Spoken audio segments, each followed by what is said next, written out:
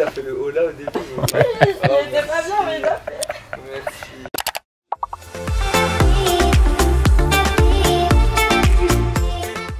Hola.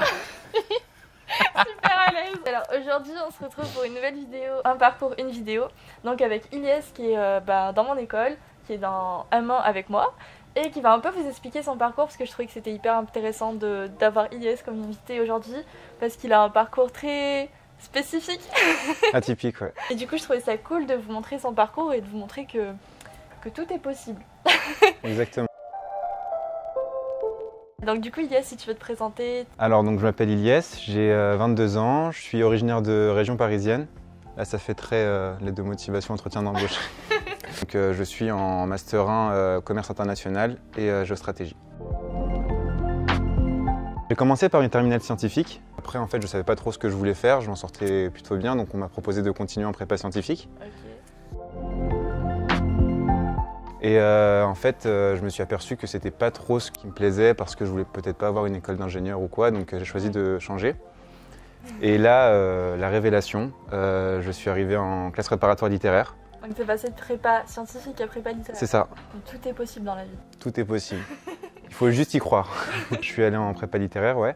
En Cagne. C'est ça. En Cagne, c'était vraiment génial, j'ai beaucoup développé ma culture, j'ai eu plein de cours super intéressants et en fait au-delà de préparer un concours ou de passer des examens, tu apprends énormément sur toi-même parce que tu es amené à travailler énormément et puis vu que tu développes ta culture, et ben, forcément c'est très enrichissant pour la suite. Donc après, par contre, je ne savais pas trop ce que je voulais faire encore une fois. Ouais. Bah, du coup, vu que j'avais un choix assez large encore une fois, je me suis dit qu'est-ce qu'envisager pour l'avenir. Pas encore testé. Exactement. Et donc après de passer du coq à l'âne, je suis passé de l'âne à la poule, on va dire, en allant en école de commerce. Pourquoi une école de commerce? Cette question, on a dû me la poser peut-être une centaine de fois en une semaine pendant que je préparais mes oraux. Une école de commerce parce que je voulais quelque chose de plus concret, de plus terre à terre en fait. J'ai beaucoup développé dans l'aspect théorique en classe préparatoire littéraire. Ouais, j'avais exactement le même besoin Ouais. que toi. J'avais vraiment développé le côté théorique et maintenant j'avais vraiment besoin d'appliquer les choses, d'avoir du concret. En fait. Exactement, c'est ça. Et donc je me suis dit pourquoi pas envisager une formation qui serait plus en rapport avec l'entreprise de manière générale. Ouais. Et donc depuis que je suis arrivé, c'est le cas. J'ai pu suivre différents cours, que ce soit en finance, en contrôle de gestion. La compta également, c'était très difficile. Le marketing, la communication également. Donc plein de matières en fait qui te permettent d'appréhender un peu le monde de l'entreprise avant de me spécialiser en première année de master. Où là en fait j'ai renoué avec une passion de toujours en fait, qui est la géopolitique. Et donc je suis en master 1 commerce international et géostratégie. Comment on fait pour rentrer en école de commerce quand on vient de prépa? Quand on vient de prépa, donc on est amené à passer des concours selon la prépa qu'on a suivie parce que c'est un concours qui est ouvert en fait à différents types de prépa, donc que ce soit une prépa économique, spécialité économique ou scientifique, ou une prépa littéraire AL comme nous, une prépa littéraire BL, donc avec plus de maths et d'économie à la place de certains cours qu'on a nous. On passe des concours, donc ça commence par des écrits. Si on est de Paris, on a la chance de découvrir Rungis, qui est un très bel entrepôt, une usine en fait, pour être honnête. Assez stressant mais très enrichissant parce qu'on apprend à le gérer justement ce stress. Et puis après, on est amené aussi à passer des oraux si ça se passe bien à l'écrit. Et donc là, les oraux, c'est un peu plus cool parce que d'abord, on peut se vendre beaucoup plus facilement et puis on a ce contact humain qui est assez cool. Du coup, est-ce que tu pourrais nous parler un peu du contenu de tes cours actuellement par rapport à ton M1? En M1, j'ai choisi de me spécialiser en commerce international et en géostrat. Donc j'ai beaucoup de cours tournés sur l'international. Mon parcours est entièrement en anglais par exemple, avec 100% de mes profs qui sont issus de l'étranger également. Donc j'ai 2 professeurs brésiliens et un professeur iranien. Trop cool. Donc ouais, c'est super bien, c'est pour l'ouverture culturelle, c'est génial. Ouais. Tous les cours sont en anglais, on travaille en fait sur les différentes tendances aujourd'hui dans le commerce international. Donc on cible énormément tous les accords qu'il y a autour de l'OMC, donc l'Organisation mondiale du commerce, mais aussi une partie géopolitique pour en fait être capable de cibler un marché, de savoir comment s'y implanter et d'être capable en fait de pouvoir analyser son histoire de façon à dire si le système est viable pour pouvoir s'implanter ou pas. Ouais. C'est beaucoup d'anglais, beaucoup d'histoire, beaucoup de géographie, mais appliqué pour ensuite faire du business. Ok. Et du coup, c'est quoi les les matières ou les aspects justement de ton parcours qui te plaisent le plus actuellement? Il y a deux matières qui m'ont énormément plu, ce sont donc la matière en géopolitique en tant que telle, où là en fait on a un peu regardé les différentes théories géopolitiques qui ont amené aujourd'hui le monde d'aujourd'hui, et le cours en économie également, parce que en fait en prépa littéraire j'avais pas fait d'économie du tout. L'année dernière donc c'était assez compliqué pour les partiels, je pense que tu es d'accord avec moi. Surtout qu'on avait... La débrouillardise, exactement. Comme ça. Et là, cette année, en fait, vu qu'on s'est vraiment focus sur une spécialité en tant que telle, qui est le commerce et donc le commerce international, j'ai pu vraiment apprendre sur ce domaine-là en tant que tel. C'était très passionnant parce qu'en fait, tu arrives à comprendre comment aujourd'hui on fait du business et pourquoi on fait du business et pourquoi il y a tel pays qui agit ainsi, pourquoi il y a ce comportement que tu retrouves assez souvent. Donc en fait, ce que j'adore, c'est le lien qu'il y a avec l'actualité mondiale. Ouais, c'est vraiment ancré dans l'actualité. C'est ça, c'est très actuel. Les côtés qui te plaisent moins?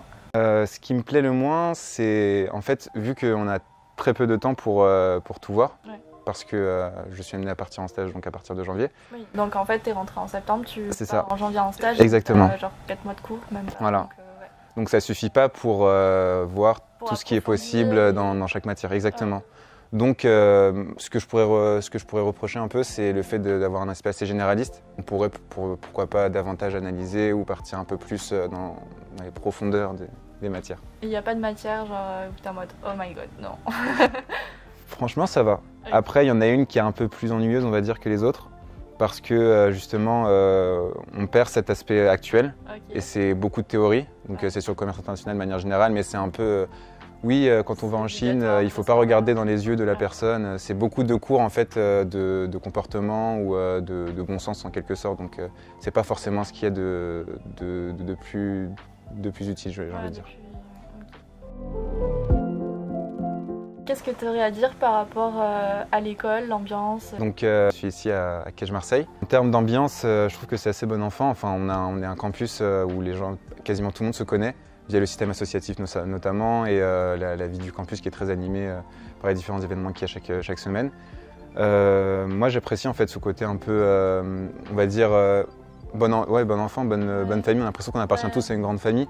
Ouais, c'est surtout parce que le campus il est assez petit par rapport à Bordeaux et du coup on est un peu genre on se connaît tous. Genre dès qu'on marche dans les couloirs, t'arrêtes 3 secondes pour dire bonjour à quelqu'un. Ouais, c'est ça. Et puis comme on est tous assez éloignés de chez nous, ben, ça fait que la plupart restent ici le week-end et on est tout le temps sur ce campus. Et ça fait que même quand on est amené à sortir du campus, aller en ville ou quoi, et ben, ça devient, on est avec les autres étudiants donc on peut forger des vrais liens comme ça.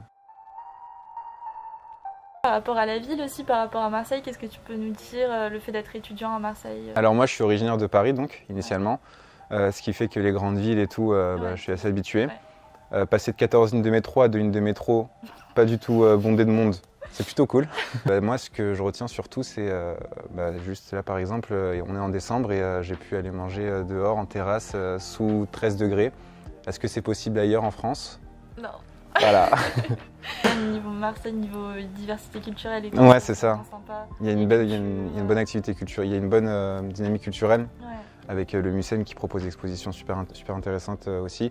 Et puis après, pour les amateurs de foot, il y a l'OM qui tourne bien aussi cette année. Le Drôme, c'est sympa aussi, on est content. Premier Parisien qui dit ça, je pense. Et du coup, par rapport à ton parcours, est-ce que tu peux nous donner un peu genre une vue globale de tous les métiers qui sont, enfin pas tous les métiers, mais une partie des métiers qui sont possibles par rapport à ton parcours, parce que c'est vrai que c'est assez large. Ouais, c'est assez large. Et on peut avoir du mal à voir ce qu'on peut faire après. Justement, parce que c'est large, ça te permet d'envisager tout type de carrière. Tu peux finir dans la fonction publique en postulant au ministère, en passant des concours après ton diplôme par exemple, en allant ensuite dans une autre école. Comme tu peux finir dans une boîte et travailler dans tout ce qui est développement commercial à l'échelle internationale. Moi personnellement par exemple, j'aimerais dans un premier temps faire ça, donc commencer dans le développement commercial international au sein d'une entreprise, pour ensuite déboucher sur une activité plus dans la géopolitique en fait, au sein d'un organisme comme l'ONU ou encore au sein d'un ministère, parce que ça me tient à cœur et que ça me plaît tout particulièrement. Donc en fait, on a une vue assez globale qui nous permet d'intégrer n'importe quel type de poste. Et puis on a d'autres cours en plus, Donc en marketing, en finance qu'on conserve par exemple. Oui, des fondamentaux qui C'est nous ça. permettent de toujours toucher un peu à tout, quoi. Exactement, donc on garde quand même le lien avec d'autres matières, donc ça nous permet vraiment de ratisser large. Ok, de ratisser large. Du coup, est-ce que tu as des projets à venir, que ce soit pour la suite de tes études ou même perso? Ouais, j'ai un projet qui me tient à cœur, c'est en fait j'ai une association, avant d'intégrer Quête, j'ai créé une association avec de bons amis et des membres de ma famille, une association humanitaire qui s'appelle De Tout Cœur, et en fait on aimerait sur le long terme pouvoir organiser un voyage humanitaire. Trop bien. Donc l'objectif ce serait pourquoi pas d'envisager un voyage humanitaire en deuxième partie de césure du coup, parce qu'à partir de janvier donc, on part pour 1 an en césure. Donc 6 mois de stage dans un premier temps, peut-être dans un deuxième temps une expérience humanitaire avec mon association, donc avec mes potes en plus, ce serait génial. Ok, tu aurais un côté un peu pro dans ta césure et un côté genre perso. Exactement, c'est ça. Trop bien, vraiment trop bien. Dernière question, est-ce que tu aurais des conseils à donner pour ceux qui seraient intéressés par ton parcours, qui ont des doutes sur est-ce que ça me correspond vraiment, qui juste conseiller aussi par rapport à ton parcours, parce que c'est vrai que du coup tu as un peu Ouais, c'est ça, exactement. un peu zigzagué, mais du coup justement c'est positif aussi de chercher sa voie, parce qu'au final tu te trouves, exactement. quoi, c'est pas en s'entêtant à rester dans une voie qui te plaît pas, que voilà, donc c'est ça. Tu peux partager un peu un petit conseil. Si j'avais un conseil, c'est juste de suivre ce qui nous plaît en tant que tel. Parce que moi, j'ai pas forcément fait ce choix au départ quand je suis parti en classe préparatoire scientifique, mais pourtant, et je m'en suis aperçu en fait, je me suis rendu compte que si on pouvait fournir autant de travail que possible, si ça nous plaisait pas, on comprenait pas la finalité en soi, et c'était compliqué de se projeter et de pouvoir accepter de le fournir ce travail. Donc ce serait vraiment d'abord se focaliser sur ce qui nous plaît. Voilà. Et puis aussi sur le fait que tout est possible en fait. Quand je suis parti en prépa scientifique et que j'ai voulu aller en prépa littéraire, on m'a pris pour un malade, clairement.